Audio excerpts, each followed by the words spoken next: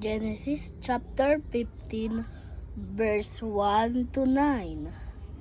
After these things, the word of the Lord came unto Abram in a vision, saying, Fear not, Abram, I am thy shield and thy exceeding great reward.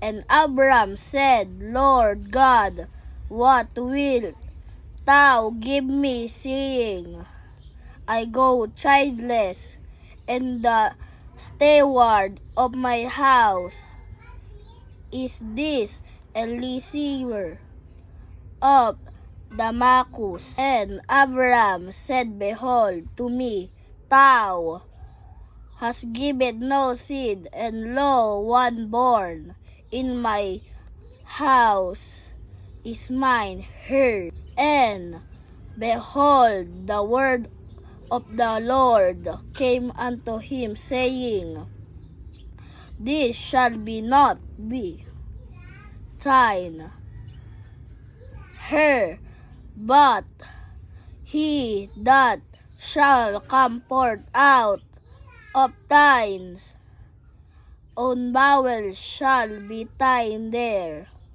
And he brought him forth abroad, and said, Look now toward heaven, and tell the stars, if thou be able to number them. And he said unto him, So shall thy seed be.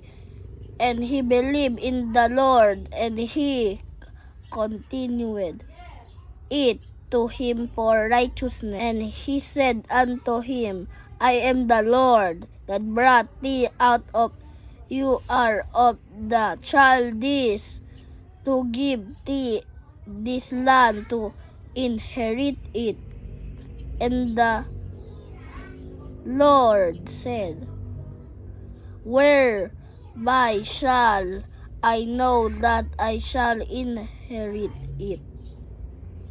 And he said unto him, Take me a heifer of 3 years old, and a she-goat of 3 years old, and a ram of 3 years old, and a turtle dove, and a young pigeon.